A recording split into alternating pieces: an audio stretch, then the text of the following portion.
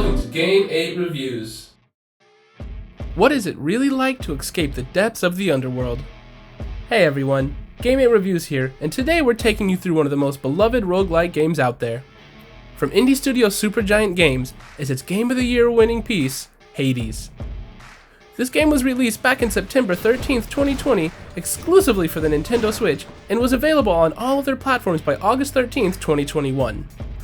Aside from its Game of the Year award, this game also won various awards including Best Audio, Best Design, and Best Game Writing. Now, you might be wondering, is it still worth it to purchase this game in 2022? To give you a straight answer, yes. So sit back, relax, as we give our full review on this massively successful dungeon crawler. With an average of 20 hours of gameplay until you successfully complete your first run, Hades takes players right into Tartarus, the first area outside the House of Hades which holds the souls of those who committed crimes and sins in their lives, at the beginning of your escape.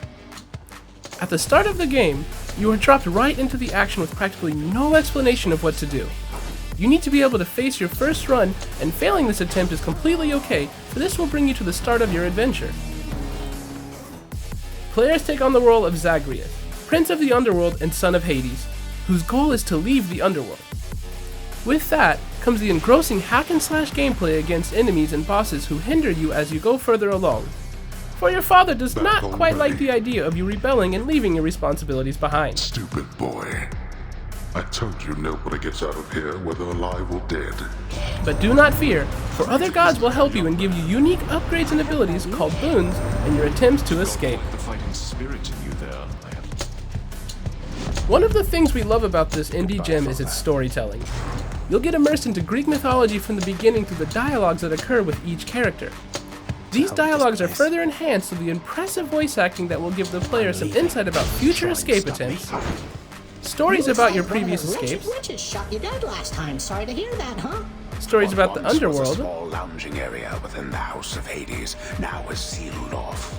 tips on what to do next, That pink window there. the different interactable objects, The House of Hades, that dark and lavishly appointed lair of the underworld's king. character descriptions, Beyond the present chamber lies the outermost perimeter of Tartarus. enemies, Skull crashes. and much more. The dialogues are witty, humorous, and entices one to want to know more about the characters and their relationships with one another. And there she goes again. They also help you understand why Zagreus wants to escape Tartarus and his feelings of estrangement from the House of Hades. The story can be easily picked up despite not having prior knowledge on Greek mythology, and you'll be able to learn the names of the gods and who they are and what their purpose is as you go along. You'll gain knowledge on different terminologies used within the game. Terms like darkness, which is used in this title as one of the artifact currencies the player can use to upgrade Zagreus' power. This title does an amazing job at educating players on Greek mythology in a humorous, yet touching manner.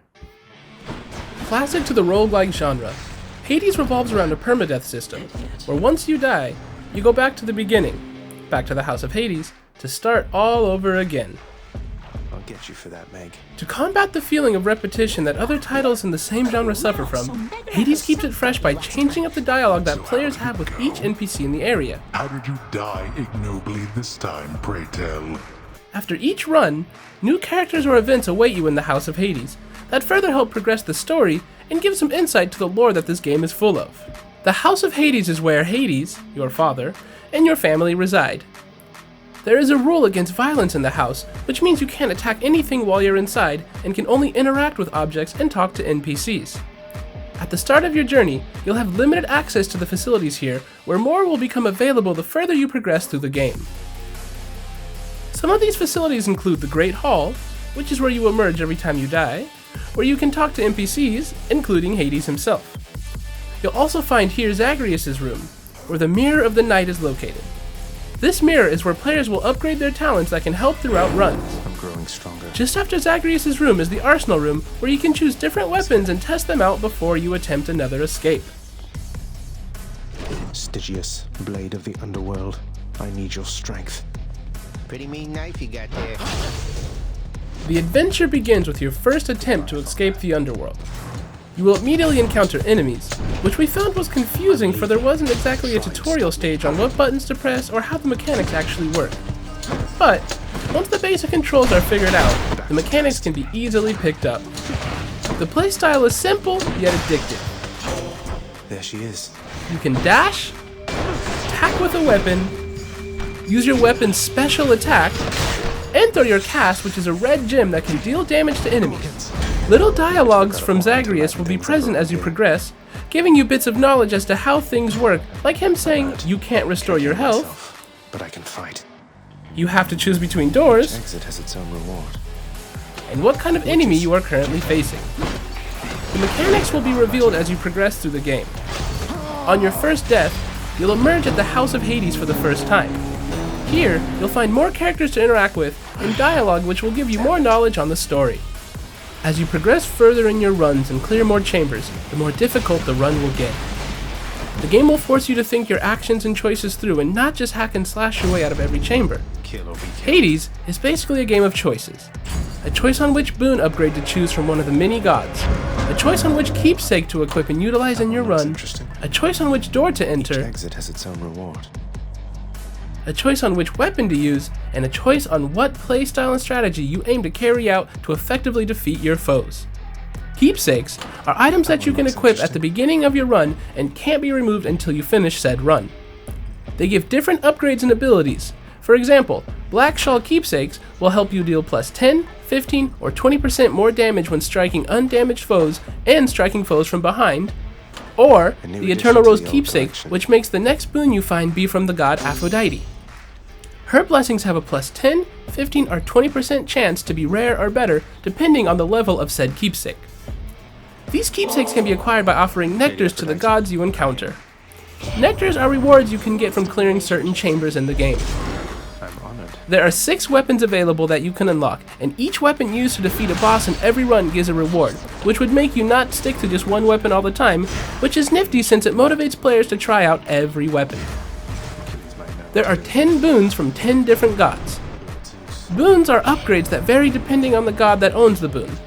Zeus, the god of lightning, for example, will give you boons that can add chain lightning abilities or cause lightning to strike enemies. Artemis, the goddess of the hunt and wilderness, will give you boons that improve critical hits and improve your cast abilities. Unlocking abilities, collecting upgrades and items is quite engaging.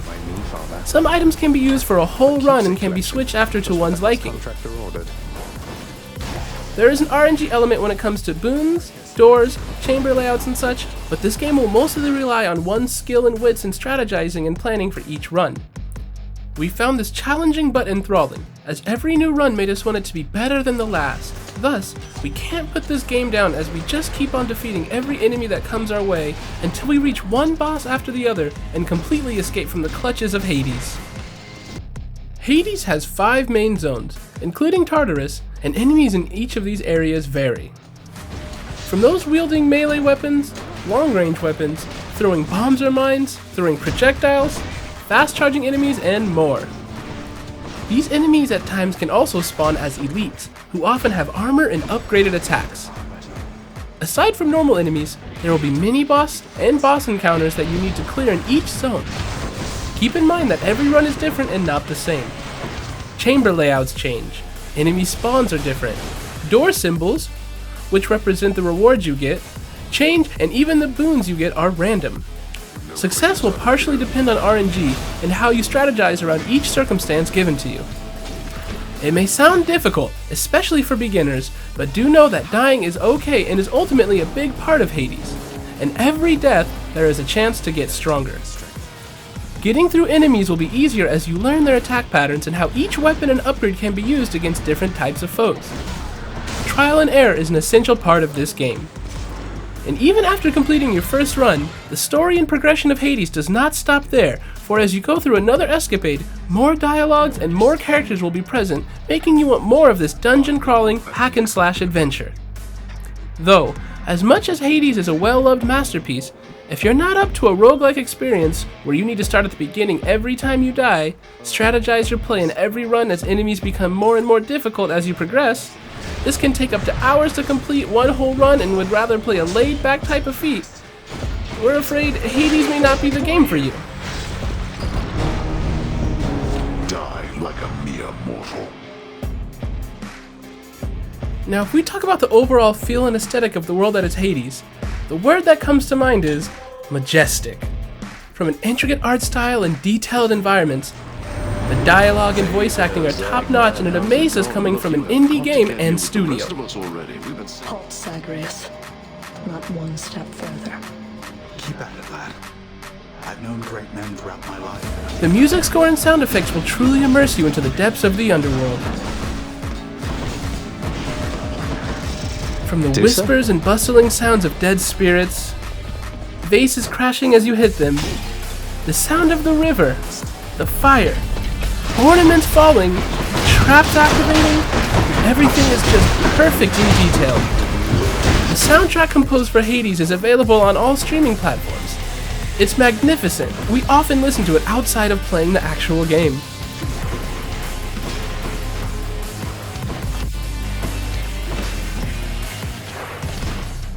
To wrap things up, Hades lives up to its Game of the Year award from its well-detailed art style, top-notch voice acting and storytelling, immersive music and sound design, and its easy to pick up but challenging roguelike gameplay.